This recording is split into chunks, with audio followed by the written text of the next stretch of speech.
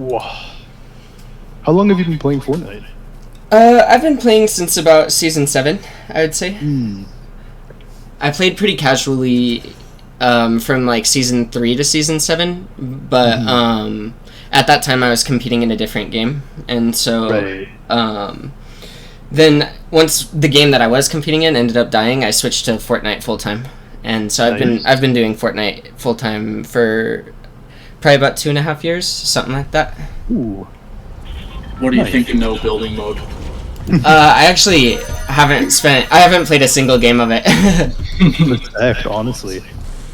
Yeah, it's just interesting. It really surprised me so many people have been very excited about that, because it's like, you know, you can play any other game, any other shooter with no building. Yeah. You know, what's special about Fortnite that you need, like, we need to change this. Exactly. It's like the one thing that makes Fortnite super unique is the building and the editing, so I was a little sad when they took it out. Do you guys have any preference on loot? I don't really mind anything. We normally go default. Yeah. Okay, sounds good.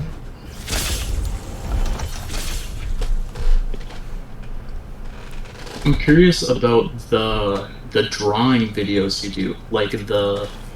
Oh, my metagame practice? Yeah, the brain and the eyes and the hand. I'm curious, like, what's your mindset for those? What are you doing those for? Well, so the most simple perspective on it is I'm trying to get better mouse control, and so I'm trying to work on my handwriting with my mouse in Paint. So that's the simplest level. But then it gets more complex. I'm trying to familiarize myself with certain concepts that I think are relevant across games, and so it's like that's why I call it like metagame practice.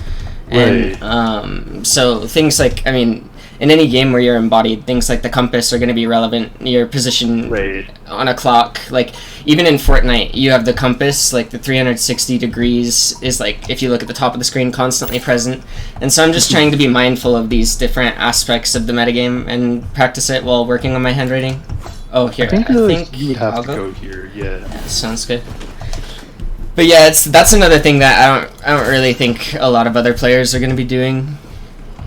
But it really does help me to stay comfortable with my hands. Callum, you want to go first? Sure, I'll go.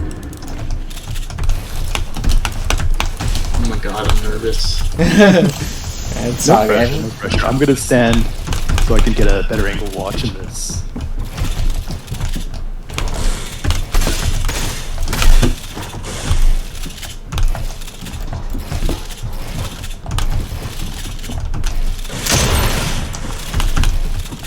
I just tried to shift walk like this was Valorant because I didn't want to distract anybody.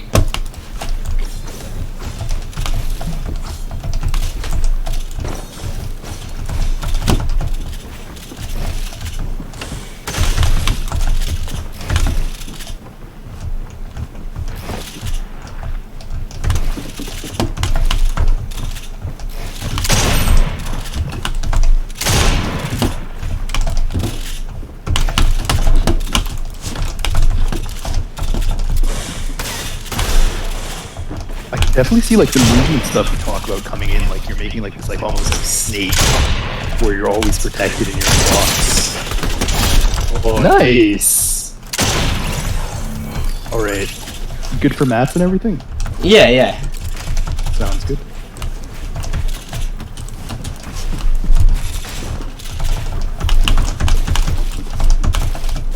Me and Callum are a bit newer. Like we played when it was like super popular. That would have been like when we were in high school. Yeah. But we only really started like paying attention, you know, competitively more recently. Or I guess maybe not competitive, but like playing at a higher level. Yeah. Fortnite's a really fun game, but it's something that like mistakes are really punishing, I've noticed. Yeah.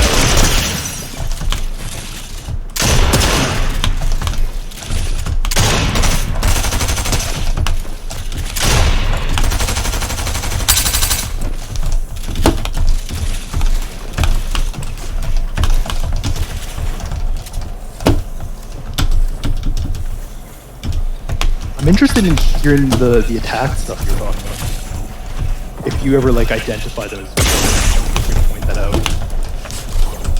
Uh-oh.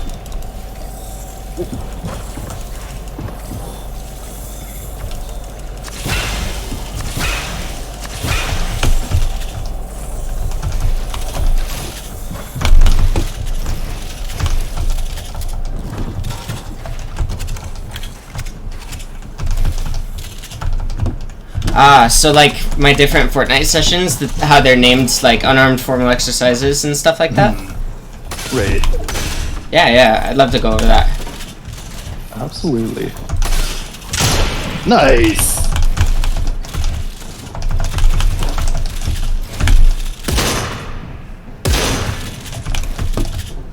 Uh-oh.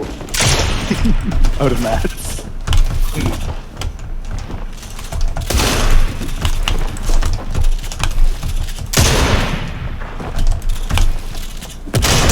Nice. Nice.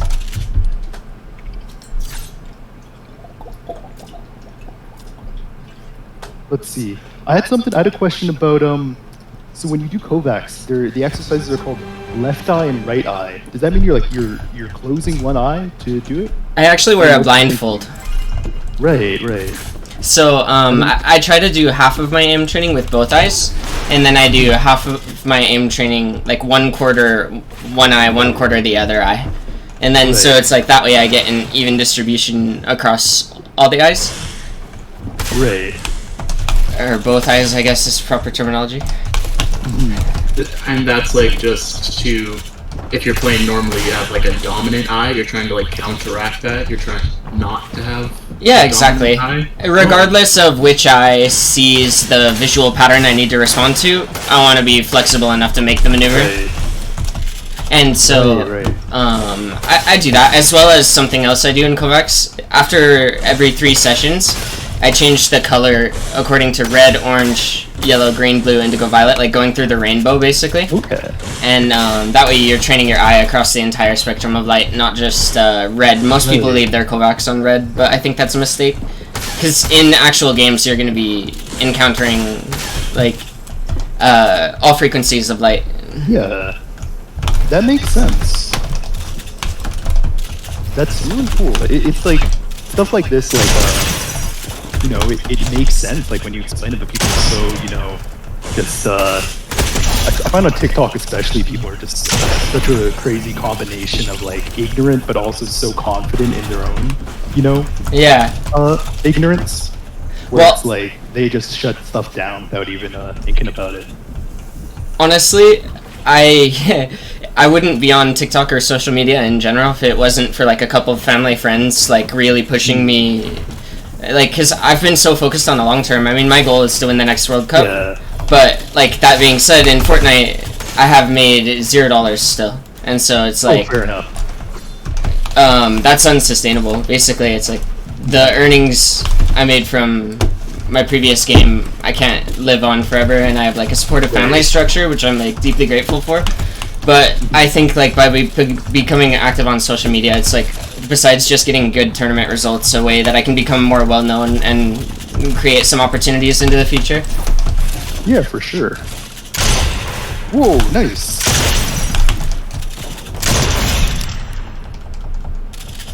Would you say, like, all those videos are for other people, or are they for yourself a little too? Like, to just... I don't know, I feel like I have trouble sticking to things, and I feel like recording it all and posting it, even if I'm doing like the same things over and over again, might like help me stick to it. Is that your mindset at all, or is it like...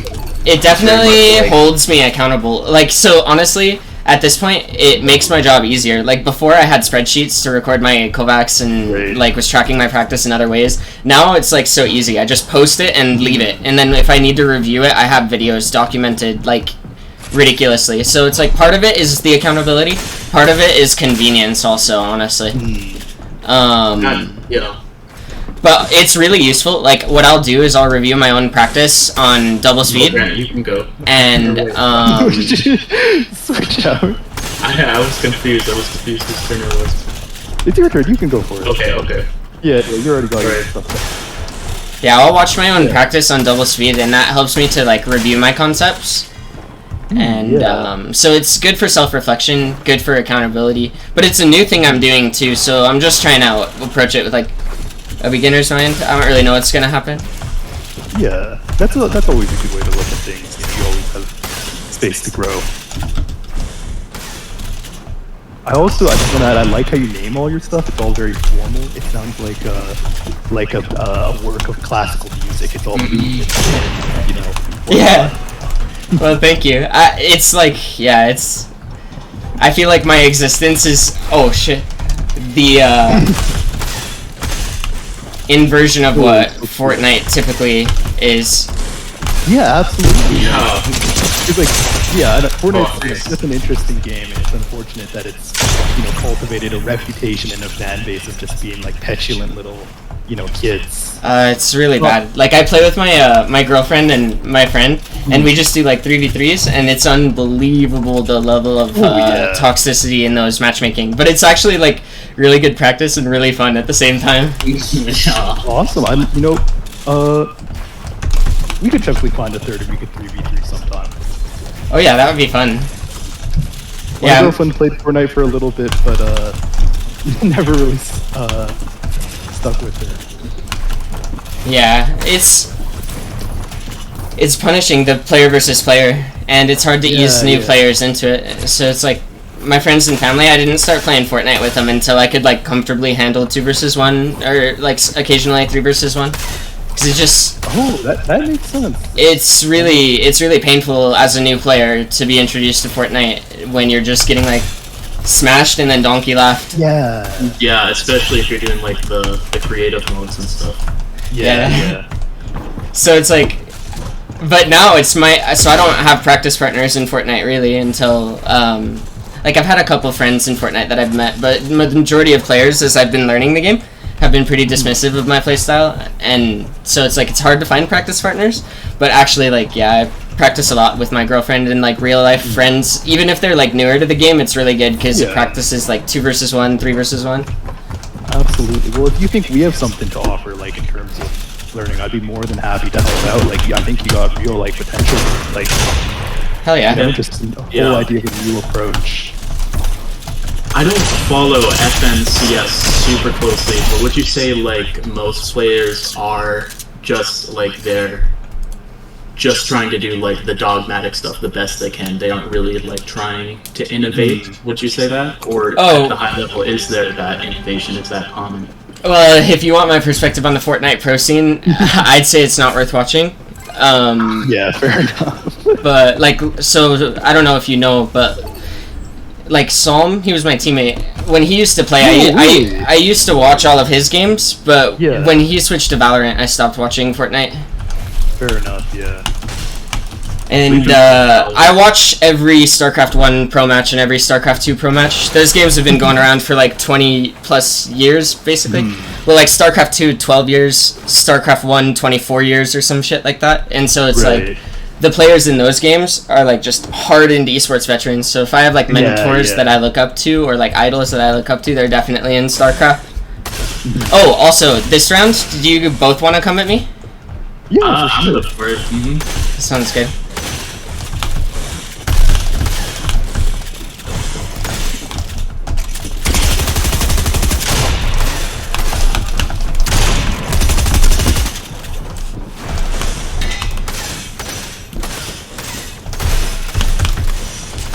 One of your metagame practices, it was symbols of transformation, and it had like I don't know what language it is, but I was curious about that one. I was curious about like what those symbols mean, what you're doing those for. Okay, so I just alternate basic language skills. Like, so day 1 I do hiragana, which is like Japanese ABCs, but like traditional. And then I do katakana, which is like Japanese ABCs, but like more modern words, like modern inventions, like television would be katakana and not hiragana. Like Fortnite. And yeah, like Fortnite. And then I practice my ABCs on session 3 and session 6.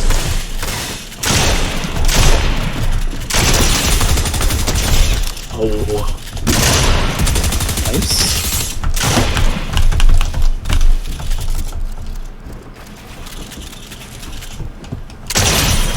Ooh, nice.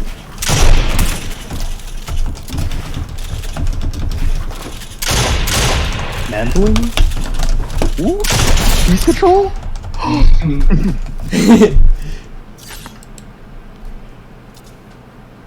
Yeah, I just, I think Fortnite's super cool. I love seeing people approaching it in new ways, like the pro stuff. Like they don't mantle, they don't really mantle as much. I think they should be, or like slide. Like you have all this new stuff, and it's just like they're very, as you said, like or I don't know, orthodox maybe might be a good word for it. Where it's like they seem very slow to change and adapt and evolve.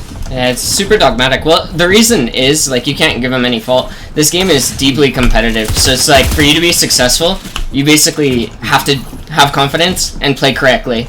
And so it's like, most people, the shortcut to like, having confidence and playing correctly is by being dogmatic and assuming you're the best and assuming that you know the whole picture. But, like, the reality is, it's better to assume you know nothing. Right, that makes a lot of sense. Mm-hmm. It's like, literally, I actually don't know how to play offense. I just know how to play reactive defense. I know how to play, like, the space between offense and defense. It's like... And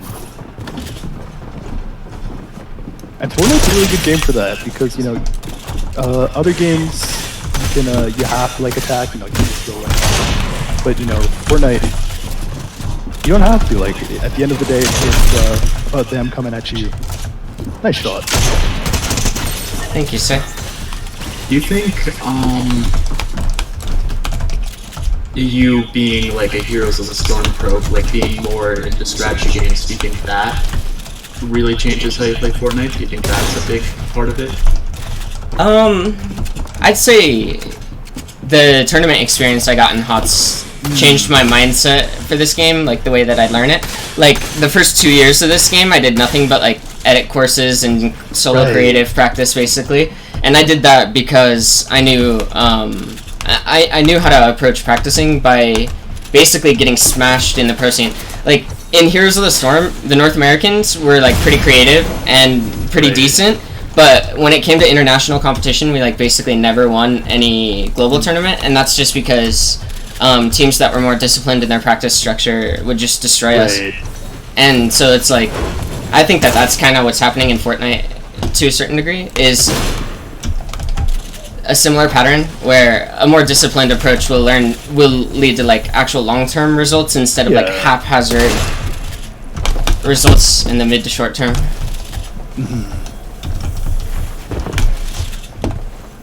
Super interesting stuff. Yeah, I saw this on one Reddit comment when I was Googling you, but they said you had an aggressive playstyle that was fun to watch in Heroes of the Storm. And so you're thinking, like, you're trying, like, sort of the opposite here, very reactive. Is that, like, very conscious to do the opposite? Or, like, would you say you had an aggressive style? Well, I'd actually say, like, real life circumstances just made me more aware of, like, the risk-reward relationship to life in general. And so, how I played never got me a world championship, and it even didn't leave me stable life options in the 5 to 10 year range as well. So I don't know, I kind of reject my previous approach, and I'm trying it completely different. Like, my previous approach, there's pitfalls. It's like, it's easy to fall into thought patterns that aren't productive, thought patterns that are, like, either manipulative to yourself or manipulative of others that lead to short-term results. I love this stuff because, like, this is, like, not only good for, like, competitive gaming, but it's, like, broadly, like, a good philosophy. Yeah, well, it comes from lots of video game experience, which is pretty funny. I was thinking about this recently because, like, I remember hearing as a kid, like, oh, is chess like a game, or is, like, competitive gaming, like, actually a sport? And, you know, I think as a kid, I kind of was of the mind where it's nice. Oh, no, that was a good, like, oh my goodness.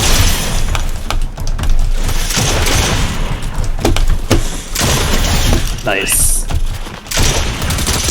Oh my god, nice. What was I saying? Yeah, I was thinking, like, you know, just as a kid, it was like I was of the mind where it's like, oh, well, of course not, because you're not doing physical exercise. But just as much of, like, as sport is, like, physical exercise, it's also competition, it's also training, it's also, like, so many other things. And then if you look at competitive gaming, like what else can you really compare it to? Like there's no other really word we have. I don't know if you're ever, feel the same way about that, but that's something I was thinking about. I mean, if my physical activity isn't in check and my nutrition isn't in check and my sleep isn't in check, then I'm like anxious and depressed. And so it's like absolutely. I have to keep all of those things in check just to like stay oriented as normal. Especially because it's like before I had all of these external sources of meaning, like a paycheck,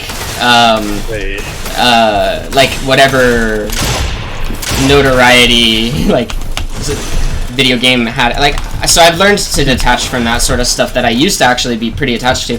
I gave up a lot of aspects of social media, like certain things about Twitch, certain things about Twitter, because it just was bad for my psychology.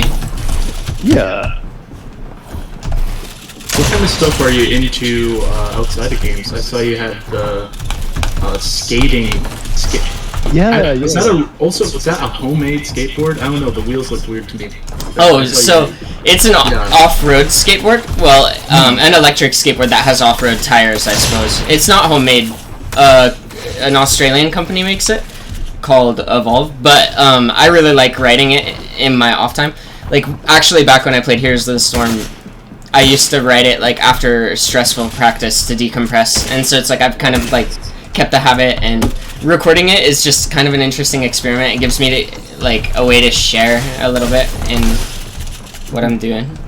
But I really enjoy it. It's just like snowboarding or surfing, but the fact that it's electric makes it it's a lot more like balance oriented and less about how strong you are. That makes sense.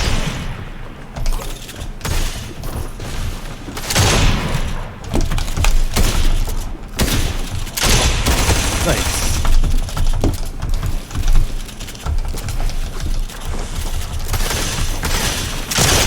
Oh, what?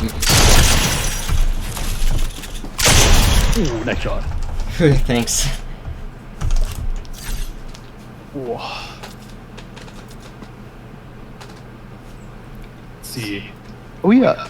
So I guess maybe I'm not 100% understanding it, but what do you mean when you say like Rubik's Cube? Like what exactly are you referring to when you had a couple comments where it's like you're talking about building a Rubik's Cube? Oh, okay. Well, I'll do it right now, actually. Ooh, yeah, I'd love to see it. So basically it's like a 3x3 matrix, but it's a cubic 3x3 matrix, which is a Rubik's Cube. Yeah. And like what I want to be is comfortably at the center of it. Like, have you seen like Avatar: The Last Airbender? Yes, I know. I saw you have earth, water, fire. I saw that in all your hats. Yeah. So yeah, go for it. Okay, so it's like, I mean, it's inspired by other things than Avatar, but Avatar's like just a good way to understand a little bit of the thought process. I actually don't have enough mats to complete it. You want some mats? Thank you guys. That'd be great. No problem. But yeah, when Avatar has like opened up all his chakras, he's like this glowing thing at the center of the cosmos or whatever. Well, in Fortnite, you can't really be at the center of the cosmos, but in terms of like all the different inputs you can move like one box forward, one box up. Yeah. And so if you're at the center, all the different combinations of either one box forward or one box up or two boxes up, like all those different combinations can occur if you're at the center of a Rubik's Cube. So I just want to be comfortable, like, maneuvering within that space. So it's like, I'll just like always thinking about this 3x3 when you're moving to the next box. And then not consciously, but yeah. Like, so for example, if I'm in a fight with someone, I want to always be at the center of a Rubik's Cube, even if it's not built. Like, I want to just be able to comfortably move within that domain. So if anyone enters my Rubik's Cube, I can just box them and kill them. And so it's like, I just want to be able to fluidly move within that. And so it's like a strike zone. I don't know the best way to put it in terms. Like the movie 300, they fight using like a phalanx, and also they fight using the terrain. Both of those things giving like a massive strategic advantage. In Fortnite, I'm trying to replicate that with like good building usage and the right hand peek. So it's like by combining the right-hand peak and good building awareness and building usage. So it's like the Rubik's Cube is kind of like my phalanx. Right. And the right-hand peak is kind of the environmental advantage that I get. If that makes sense.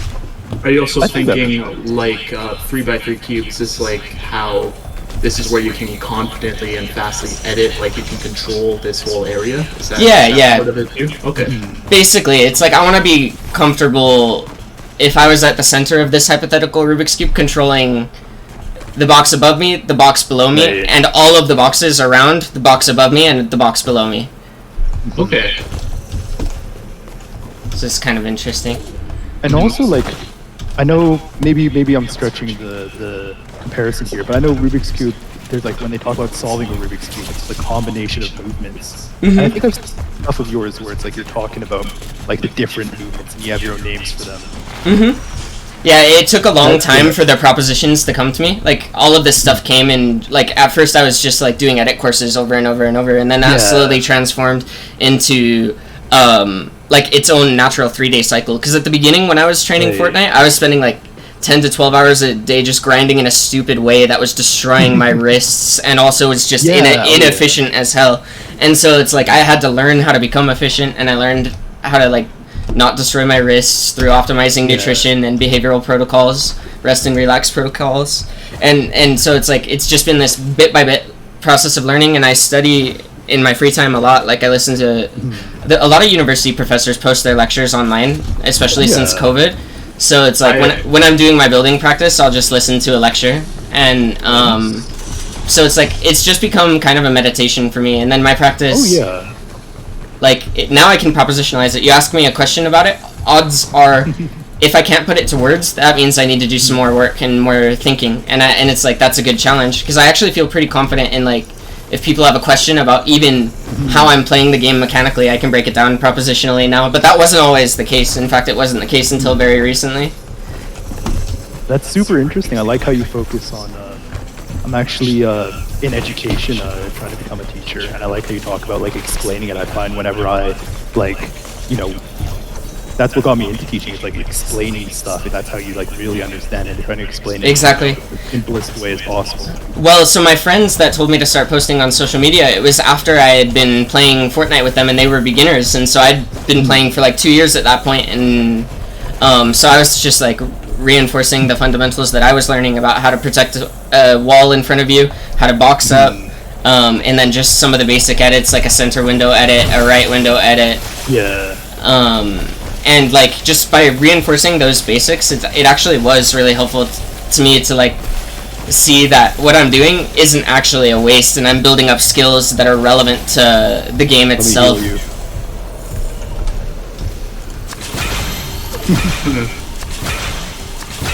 Really, really interesting stuff, man.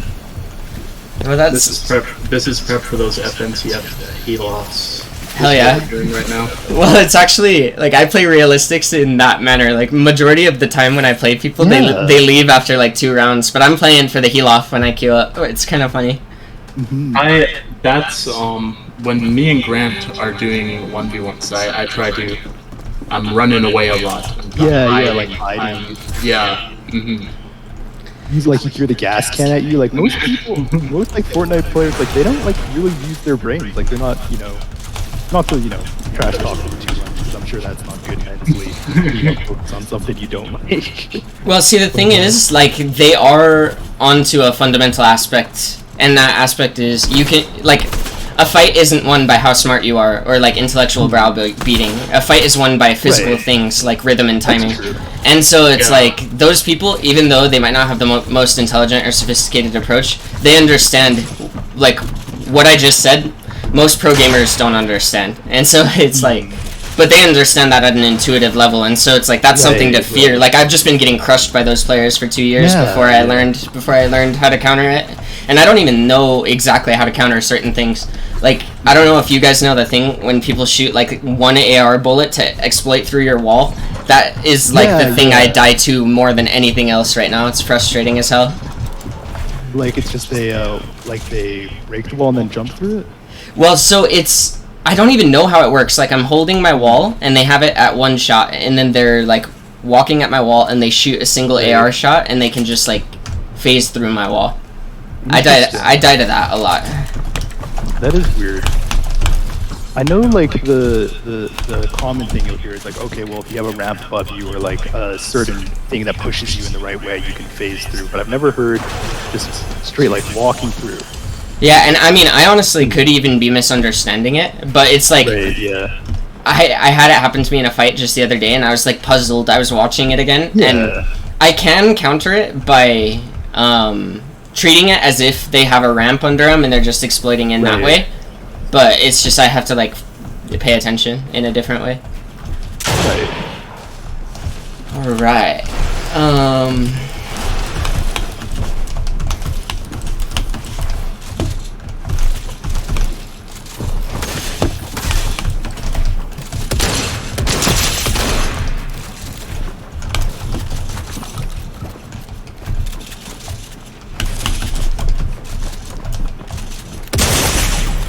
Oof, nice shot.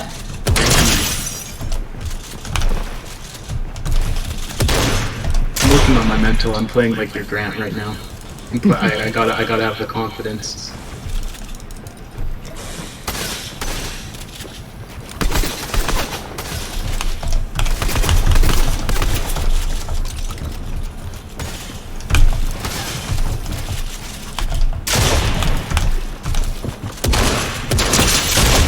Nice.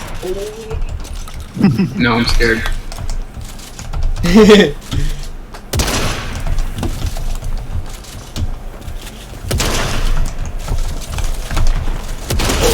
Nice. What's is that? Oh my goodness, it's been a while since I went to Chinese school. Character for, in my mind, that's like fish or black or something. So I actually don't know what it would be in Chinese, but in Japanese kanji, it stands for the character Mu, which, I have a certain fondness for that character for a number of reasons, but, the most simple is I just really like the way it looks. Oh yeah. But, an easy explanation for Mu is like, a description for things that cannot be explained, or like things that are in the in-between space. Like, that's kind of what Mu is a little bit. Like, Mu is something that can't easily be defined, and that's the point of it. I don't know. I think I understand, but it's something that you can't understand. Yeah. It's hard to say, yeah. Yeah. Ooh, nice. What kind of stuff are you into outside of video games? It's like that. I feel like you wouldn't come across that in the esports world. Yeah. Well, so the most inspirational book that I reference and read is actually a book of strategy from like Japan's most famous samurai, and actually his name starts with Mu as well, so it's interesting. Ooh. But his name is Musashi. In his lifetime, he went 61-0 in duels with swords and fought in a number of like actual battles. And so at the end of his life, he kind of like created a treatise, or like just he created like a book. Yeah, I actually don't know how to pronounce it, but It's all good. A lot of words are like that for me. yeah. But then, yeah, detailing out his philosophy, and that was kind of like a gateway for me to get into certain ideas and ways of thinking. But I don't know, ever since then, it goes hand in hand, that sort of philosophical exploration, when you're just literally like endlessly staring at a wall, editing it in all the different ways that you can think of, Right. and trying to like get it crisp. So it's like when I read Musashi talking about like perfection and repetition, it's just extra inspiring. Do you have the name of that? I want to write it down. Yeah. So it's called The Book of Five Rings. And so there's different translations, but the translation I have is by a guy named Stephen F. Kaufman, Kaufman, and I think he does a reasonable job. I've read other translations, and his is the one that I like the best. But yeah, I don't know. It's interesting, and how Musashi talks about strategy, I think like makes a lot of sense based on like my lived experience, and Yeah, and like so that kind of helped to guide the structure of my practice. Do you guys want to do 2v1 box fights? Yeah, sure. That sounds good. Let me see if I have the map still.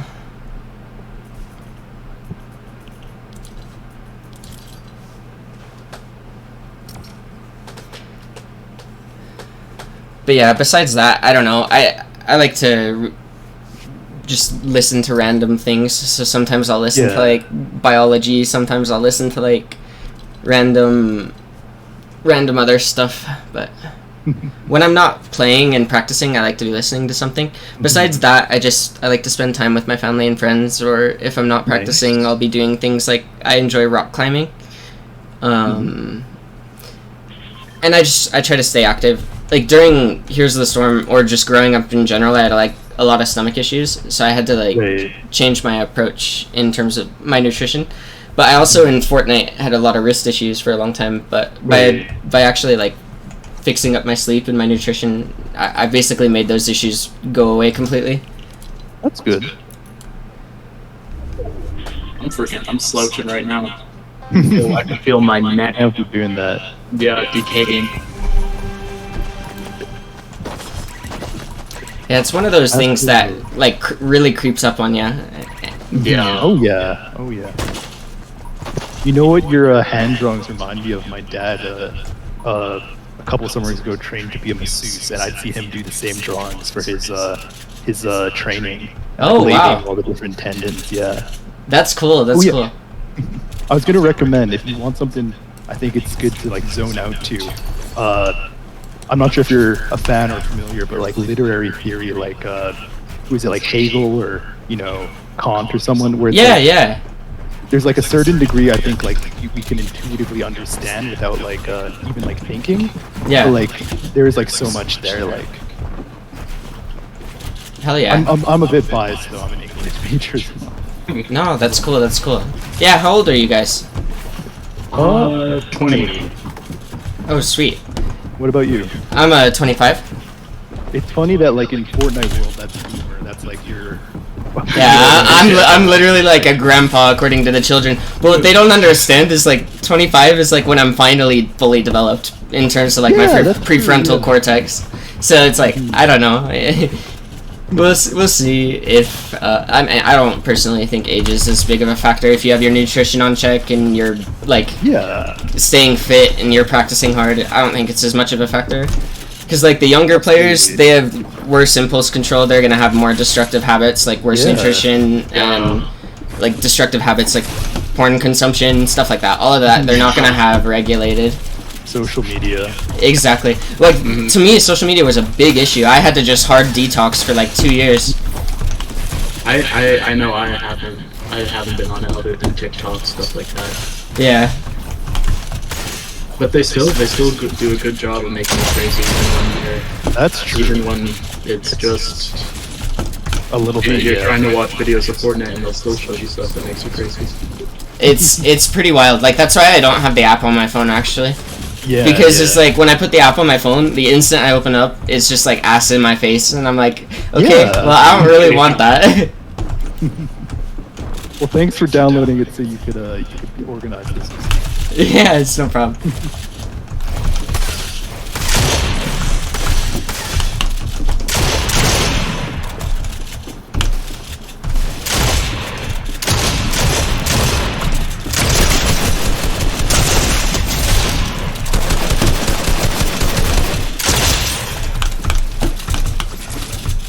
Funny also that Fortnite is such a, especially competitive level, there's more of a social game, like there's always, trios format, duos format, and you have a bunch of kids who are, in part, obviously kids are going to be a little bit, not fully there, but also I think so many kids play it up or like more famous pros play it up for views, for attention, for whatnot, trying to be annoying, and not a good competition. Yeah, well, I mean, I'm telling you, I've made like 2 friends in the Fortnite community, and I've tried to like meet practice partners, participate in the community. Like, I used to be in the West Open Discord and like tried to scrim and all that shit, but like, it didn't work for me. Like, I'd find people who would play for like 1 to 2 sessions, and because I used to not have my shit as together as I do now. Like, I hit my shots and stuff like that. But before, it was like my brain would lag and I would just die to SMG rush over and over and over. And so it was like during that time period, people wouldn't want to play with me. They'd just be like, dude, do it this way. Why are you doing it that way? Do it this way. You're so bad. Do it. And so it was just like frustrating at some point. And so I just started like, screw it. I'll just play by myself. Yeah. Well, not really by myself, because I play with my friends and family, like my girlfriend and my real-life friends. That's good. But by myself in terms of, like, social media and the Fortnite community, until recently, I've started to branch out again. Well, nice. Yeah, well, I know I've said this before, but, you know, we've been playing pretty consistently for a while. Maybe a little bit of a break because we've been playing Valorant, but if you're ever interested, I think it'd be a lot of fun. I think we'd have stuff to learn from you, especially. Yeah, I mean, just in general, practice sessions and dialogue like this is really good for me because, like, I have been very isolated for a long time, and, like, I think that getting perspective on what I'm doing is going to be just good in general for my mind, and if it's good for other people's game knowledge, then that's a cool thing, too. Yeah, it's a win-win, helping servicing the community's needs and your own. Dude, it used to be so toxic in the games I used to play before. Like, everything was so secretive. You don't share strats. Really? If you if you leak strats, you're a scumbag. And it's like, when you're playing scrims, your goal is to fucking sandbag scrims so the enemy team thinks you're worse than you are. So that once it's game day, it's literally like. But the truth of the matter is, with all of those like mental shenanigans, we never won any world championships. So it's like, our approach was fundamentally wrong. So anything that looks like that, I just kind of like avoid now. Oh yeah. But it's funny because you're talking about that Reddit comment saying I was hyper aggressive. Well, in that game I was, and now it's like, okay, I'm not only defensive, because if I was only defensive, I'd only run away. But I definitely play a more reactive defensive playstyle than I did before.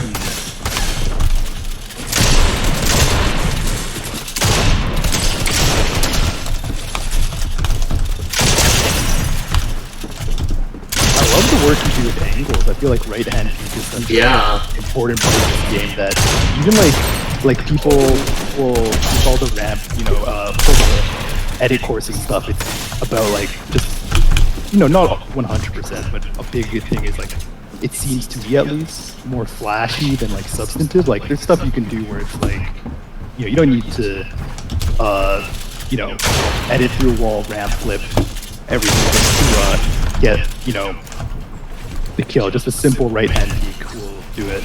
Oh yeah. Yeah, like you're saying, just learning how to defend against all that stuff. That's just as good, if better. Well, so that's actually interesting. That's why in my videos I label it basic attack, because it's not complex what I'm doing. I'm making a right-hand peek in a simple manner, most of the time right-hand window peek. And it doesn't need to be complex. What you need to do is destroy the enemy. And so it's like, actually, if you're complexifying it, you're going for impressions and trying to be an influencer, and that's not what I'm interested in.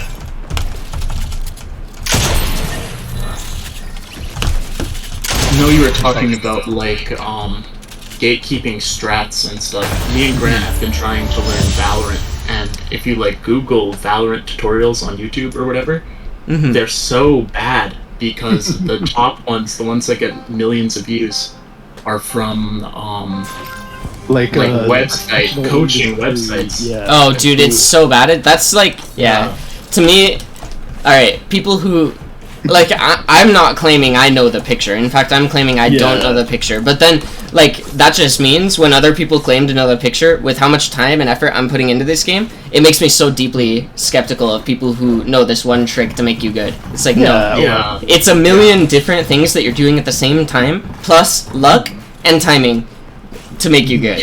And so it's like, it's not just this one simple trick you learn on our website, pay us $15 subscription. It's so stupid. Yeah. Okay, you get to be your favorite pro player too. It's exciting. You can have a VOD for you. Yeah. Well, so the thing is, that sounds so attractive to these kids, but then the kids end up just getting cynical because they get no attention from the actual pro gamer, and then they end up wasting their mom's credit card.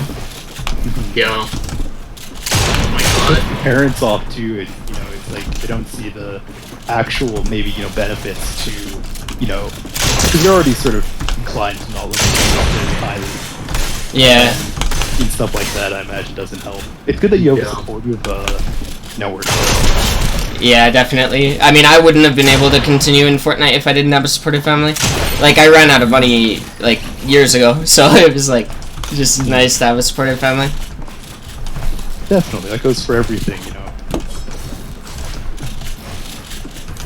But the cool thing is, like, one good Fortnite tournament, and then I'll have made over 15 times what I made in my entire Heroes of the Storm career. Real? Like, so it's crazy. Like, I mean, say for example, you win World Cup, and World Cup is same as last time, then, 3 million is 30 times 100,000, and just in tournament results, my earnings were something like 97,000 in earnings, and so it would literally be one tournament. If I won, it would be 30 times my entire career for 6 years. So it's like, then me making no money would be way worth it, because I will have made 30 times more of my career in one day.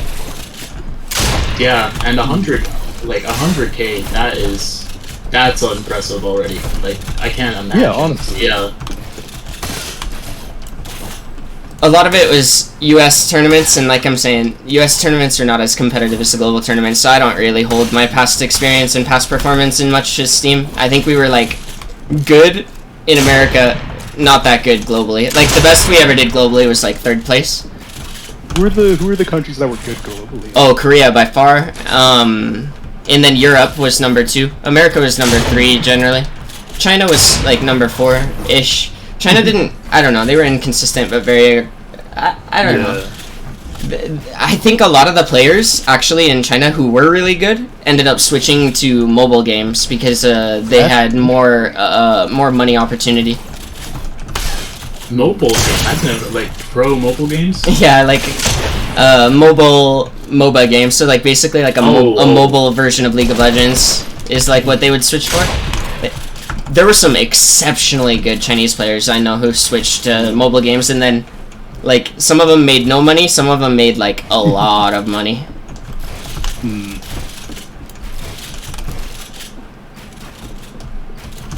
This is, like, meditative, though, like, trying to peek and stuff. I really like Fortnite. It is a fun game. Yeah, it's, in terms of the game, I think my favorite game, but in terms of the, developers and the player base, it's one of the worst games. So it's I have contradictory positions on it. It's interesting. This streamer I watch says his dream is that another company, another developer takes up the building mechanic and makes a better game out of that. Yeah, it would be really interesting, because the building and the editing is just so good. And honestly, the shooting is good too. The stuff that they need to remove, I don't know. And I mean, other people have different perspectives on it. I think having the game developer decide how good your gun shoots, depending on what controller you use, I think that's pretty fucking absurd, honestly. And so, I don't know. The thing that I hate most about Fortnite is things like aim assist. Fair enough. Oh, what about, do you think it would be better just if they got rid of stripes? Do you think it would be better if they just didn't do cross-platform play? Because I feel like Fortnite has a big enough community, they don't really need it. It's just... Yeah, I think it makes things so complicated.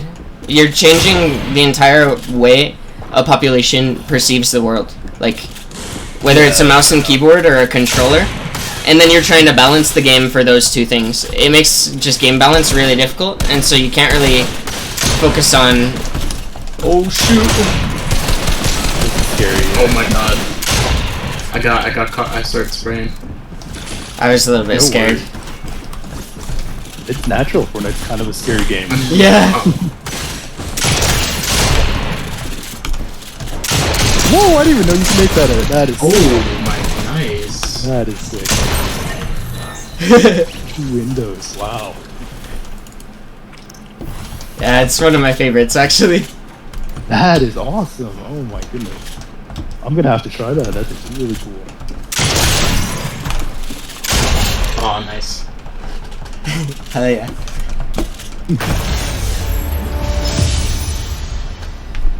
This game is encouraging me. It's telling me I lost, but I got the next one.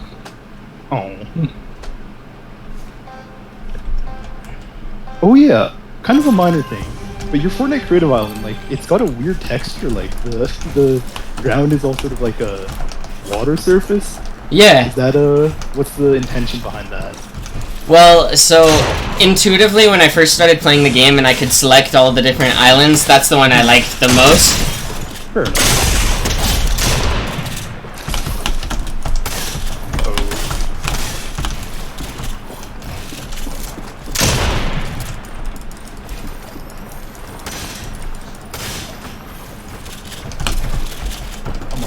Already learning so much. I've remembered to place a wall beside me so I don't get piece controlled.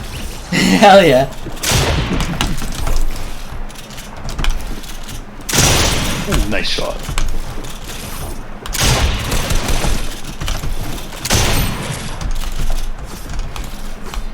Oh shit. Nice. Nice. I actually didn't intend to pull my pickaxe out.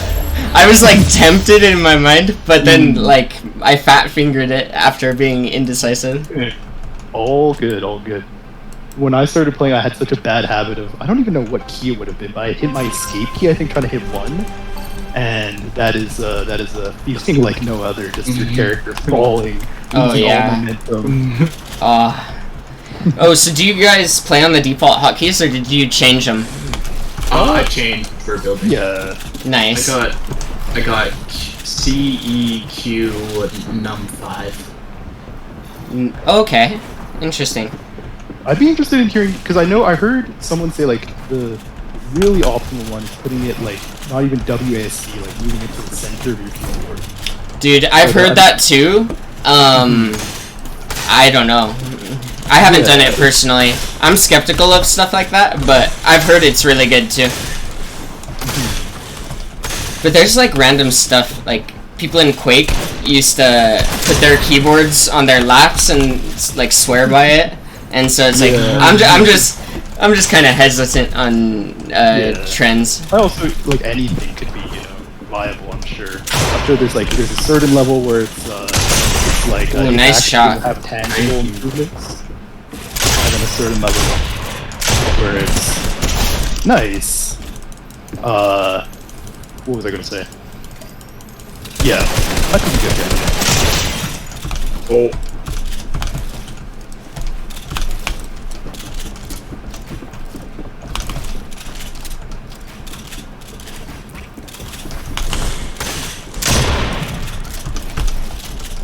Have you thought about, for competing in tournaments and stuff, a lot of that is also like rotating map knowledge. You have it planned out where it's like you know how you're going to integrate those into your practice? Yeah, I have a pretty try-hard approach, but it's not really a conventional approach. Like, right. What I do is whenever there's a new map, I'll spend a couple of sessions just driving around the map, finding a spot that's like near the center of the map that's dense on brick and metal, and then I'll land at a spot that's dense on brick and metal, center of the map, try and get a good loadout, and then just get max metal, max brick, and then continually move towards the center and react to an opponent. I generally don't play very aggressive, so most of the time an enemy is pushing me and I'm like rotating towards the center. I actually spend a ridiculous amount of time in bushes.